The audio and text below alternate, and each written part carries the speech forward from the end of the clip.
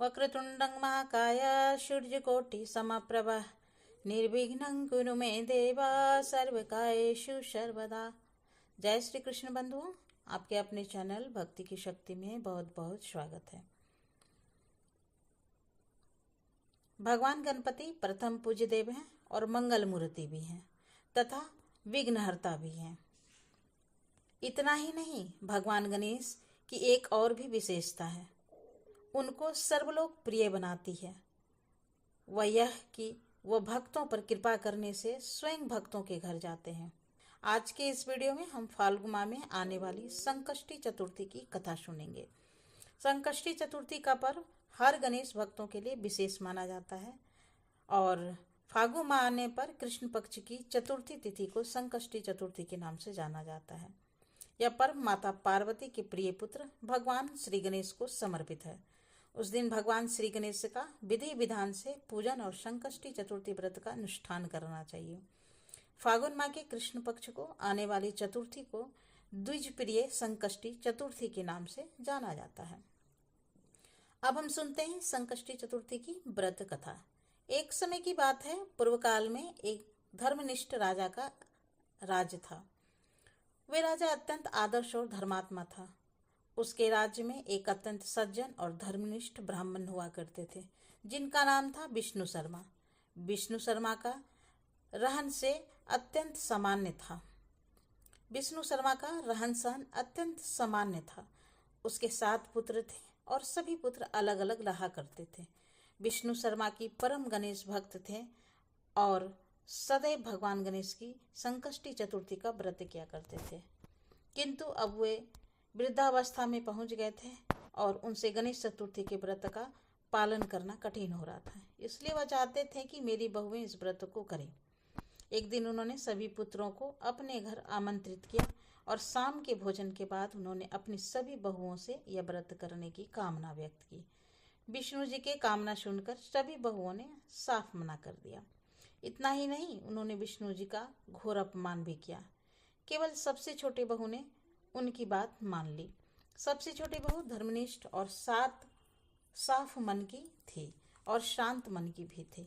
अपने ससुर को वो पिता का दर्जा देती थी। उसने पूजा के लिए लगते सभी सामान की व्यवस्था की और ससुर के साथ खुद भी व्रत रखा और भोजन नहीं किया, लेकिन अपने पिता समान ससुर को भोजन करवा दिया। और आधी रात का समय था और विष्णु शर्मा जी की तबीयत अचानक बिगड़ गई। उन्हें दस्त और उल्टियां होने लगी। छोटी बहू ने अपना कर्तव्य निभाते हुए मलमूत्र से खराब हुए ससुर जी के कपड़े साफ किए और उनके शरीर को धोया और स्वच्छ किया। वो पूरी रात बिना कुछ खाए पिए ससुर जी की सेवा में जागती रही। व्रत के दौरान चंद्रोदय होने पर उसने स्नान किया और पूर्ण श्रद्धा भाव से भगवान गणेश का पूजन पाठ किया। उसने विधिवत पालन किया और इस कठिन परिस्थिति में भी खुद का धैर्य नहीं खोया। श्री गणेश जी की पूजा और अपने पिता समान ससुर जी की सेवा पूर्ण श्रद्धा भाव सेवा करती रही। छोटी बहू की इस निस्वार्थ सेवा और व्रत उपासना से भगवान श्री गणेश उस पर प्रसन्न हुए और ससुर और छोटी बहू दोनों पर उन्होंने अपनी कृपा की। अगले दिन ससुर जी का बिगड़ा हुआ स्वास्थ्य ठीक होने लगा और व्रत के पुण्य फल से छोटी बहू का घर धन धान से भर गया। छोटी बहू की स्थिति को देखकर अन्य बहुएं भी इस व्रत से प्रभावित हुई और उनको अपनी करनी पर पछतावा होने लगा। उन्होंने बिना विलंब किए अपने पिता समान ससुर जी के पैर छूकर उनसे क्षमा मांगी और उन्होंने भी फाल्गुन कृष्ण पक्ष की संकष्टी गणेश चतुर्थी का व्रत किया। इतना ही नहीं, उन्होंने अब से साल भर आने वाली हर संकष्टी चतुर्थी व्रत का शुभ संकल्प भी लिया। भगवान श्री गणेश की असीम अनुकंपा से सभी का स्वभाव सुधर गया और श्री गणेश जी की इस साल 2026 में फाल्गुन संकष्टी चतुर्थी व्रत का दिन बृहस्पतिवार 5 फरवरी को मनाया जाएगा। इस दिन चंद्रोदय का समय रहेगा 5 फरवरी 2026, दिन गुरुवार की रात्रि 9:49 पर।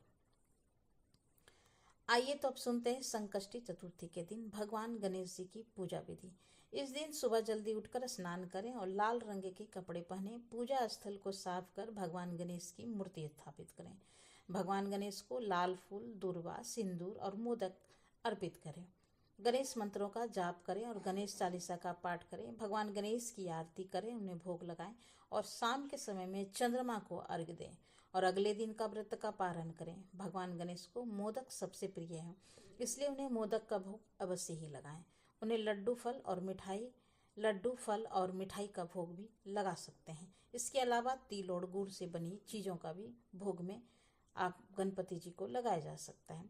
भगवान गणेश की पूजा में ओम गंग गणपति नमः का वक्रतुंडं महाकाय सूर्यकोटि समप्रभा निर्विघ्नं कुरु मे देव सर्वकार्येषु सर्वदा, इस मंत्रों का जाप भी आप कर सकते हैं। उम्मीद है ये कथा आप सभी के लिए उपयोगी साबित हुई है और थोड़ी सी भी उपयोगी लगी है तो लाइक करें और शेयर करना तो बिल्कुल भी नहीं भूलें। मिलते हैं एक नई वीडियो में नई जानकारी के साथ, तब तक के लिए नमस्कार। Thanks for watching.